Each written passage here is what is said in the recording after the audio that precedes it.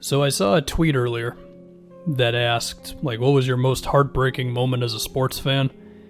And my answer was the 2010 NBA Finals when Ron Artest, or he might have been Metta World Peace at that point, hit the shot in Game 7.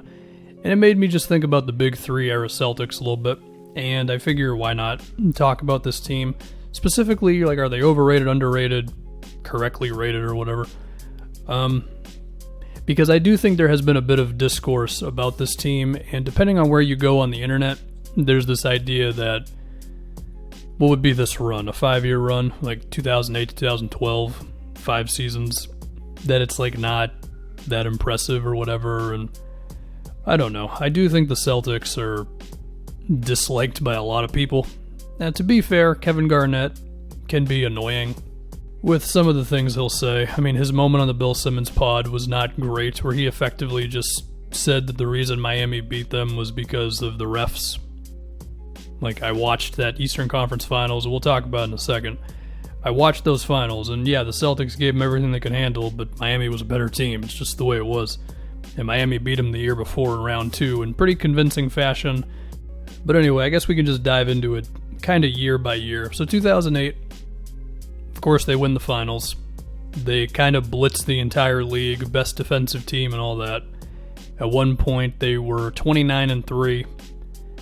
The conversation about this team is the fact that they went almost 7 games in every series. The first 2 series, they went 7 games.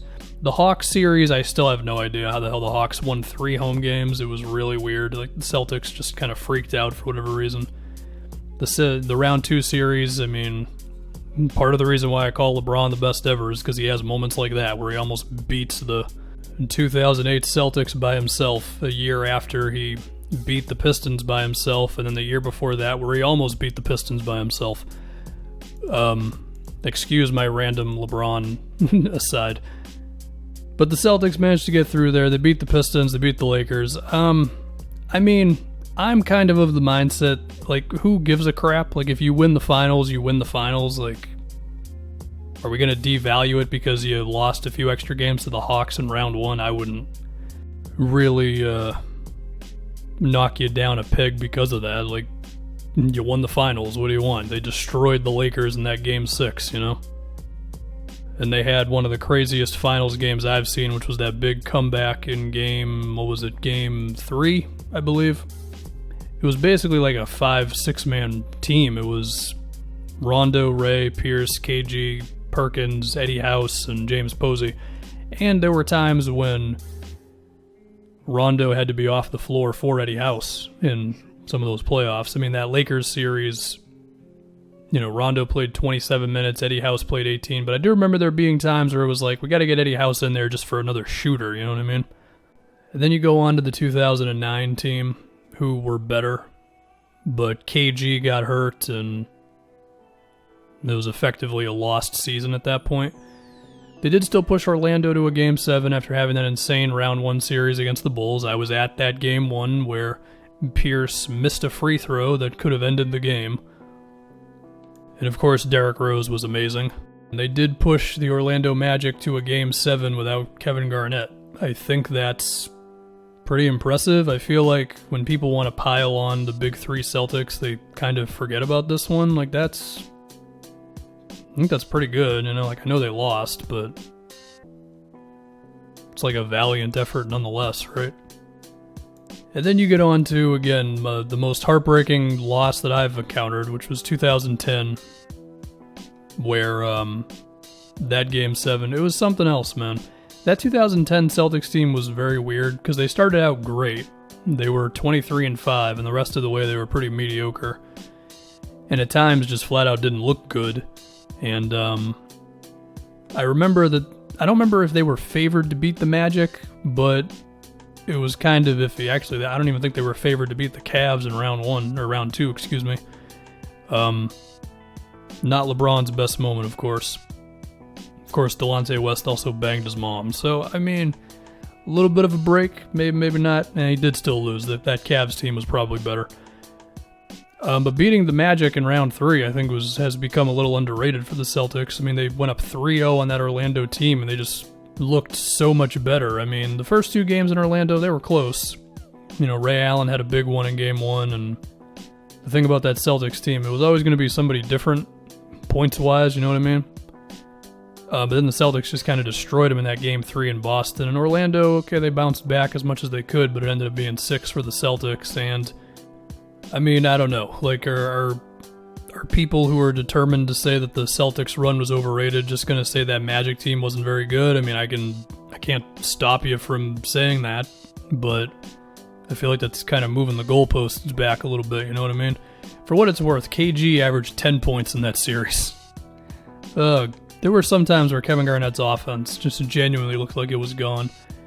And then we get to those NBA Finals where they lose in the last minute of Game 7. So it's like 3-year run right now. You win the Finals, KG gets hurt, and then you lose in the last minute of an insane NBA Finals.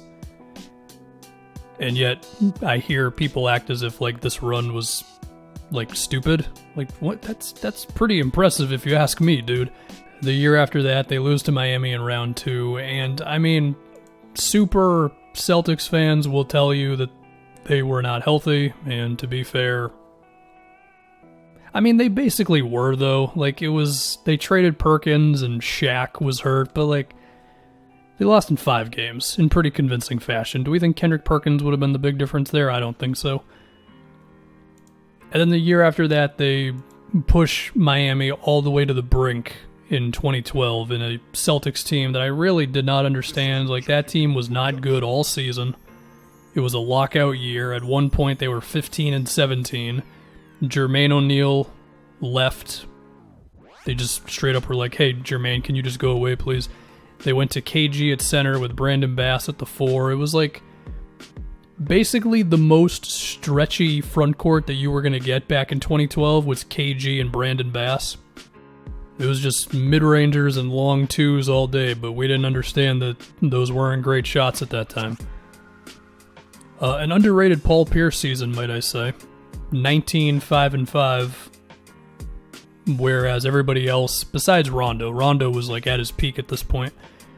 But, KG and Ray were clearly not the same players offensively anymore, and Pierce did kind of shoulder the load a little bit.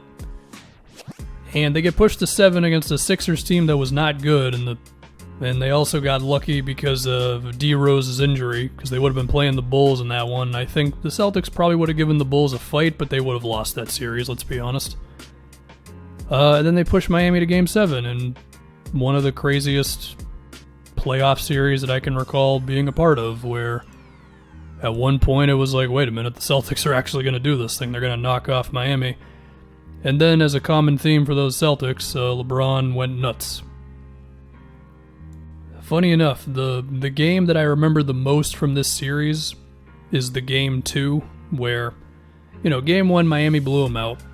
Game 2, the Celtics gave him a hell of a fight, and Rondo had 44. This was the best game of Rondo's career. Like, he was knocking down threes, and, well, actually, he was 2 for 2 from outside, but I remember them being pretty important threes or whatever. Maybe they weren't, I don't know. That might just be revisionist history, but the point being, that game was tough. Like, they effectively lost that series in that Game 2, even off of, like, even after LeBron's insane Game 6 and all that. The Game 2 just kind of sealed it, because even if they won 3 in a row, like, they just could not win that 4th game. And then I remember in that Game 7 against Miami, it was tied in the 4th quarter. And I remember texting a buddy of mine and being like, this is the only way this could possibly end.